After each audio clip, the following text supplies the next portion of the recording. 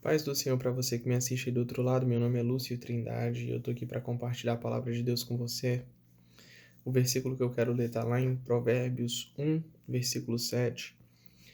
O temor do Senhor é o princípio do saber, mas os insensatos desprezam a sabedoria e o ensino.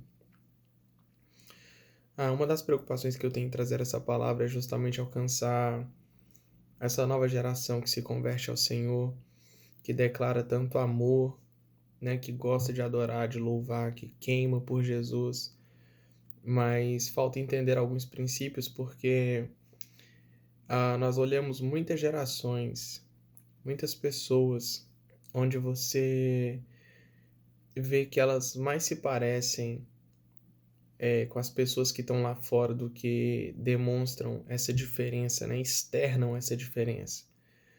Elas fazem tudo parecer muito romantizado. E eu gostaria de falar do temor do Senhor.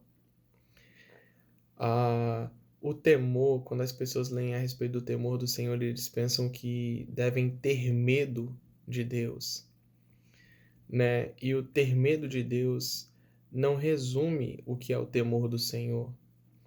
Eu diria que o principal temor que nós deveríamos ter é o profundo respeito, reverência, né? A profunda obediência ao que Deus estabelece para nós. Esse é o verdadeiro temor que deveria tomar conta dos nossos corações. É o respeito e a obediência e não o ter medo. Afinal de contas, o nosso relacionamento com Deus ele não é fundamentado no medo. A gente não louva e adora o Senhor porque tem medo de ir para o inferno, apesar de muitas pessoas começarem a sua conversão assim, né, por sentirem medo da condenação ou medo do juízo que há de vir, elas vão e aceitam Jesus. No princípio pode até ser assim, né? Isso também é temor do Senhor. Mas o nosso maior medo e temor deveria ser como o de Davi, né? Que o maior medo e temor dele não era o juízo de Deus, mas era perder a presença, perder o espírito que era sobre ele. E o primeiro e maior mandamento é amarás o Senhor teu Deus de todo o teu coração, de toda a tua alma, de todas as tuas forças e de todo o teu entendimento. Esse é o primeiro e maior mandamento. Se a gente não anda nele, a gente anda em pecado, porque o pecado é a quebra do mandamento. E Paulo, em 1 Coríntios 16, 22, diz assim: se alguém não ama o Senhor, seja anátema, ou seja amaldiçoado. O nosso relacionamento com Deus deveria ser fundamentado no amor. A gente pode começar tendo medo de Deus, afinal de contas, Ele é o Todo-Poderoso e Ele vai julgar todos aqueles que não andaram na sua justiça.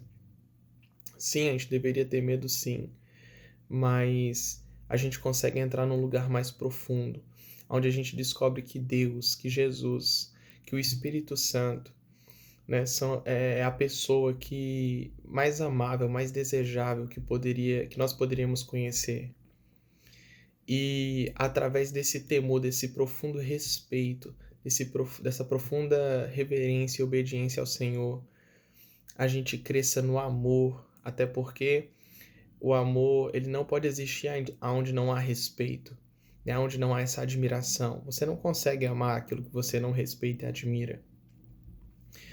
E se a gente entender isso, se a gente entender esse temor, que é o princípio da sabedoria, nós vamos conseguir entrar no lugar de maturidade, onde nós conseguiremos amar ao Senhor, aonde guardar os seus mandamentos, andar na sua justiça não será um peso, mas será um prazer, será uma alegria, será uma satisfação.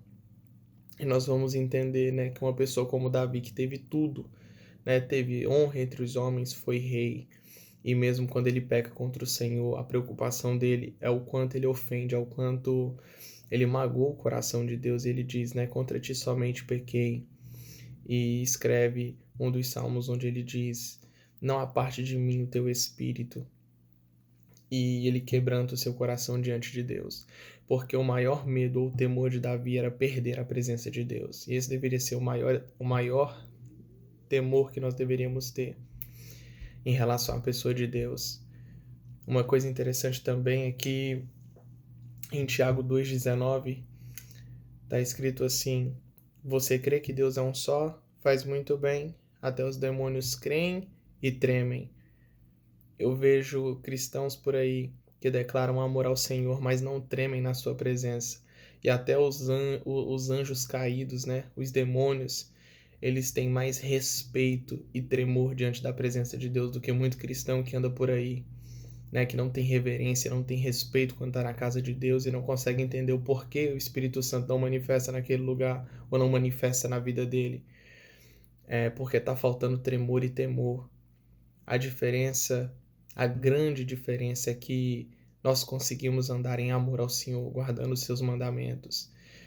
E é tão interessante que nós não conseguimos chegar nesse amor por conta própria, né? Apesar de Deus ser santo, maravilhoso, né? Ser o nosso refúgio, o motivo da nossa salvação, da nossa alegria, de tudo que temos, nós não conseguimos chegar nesse amor sozinho.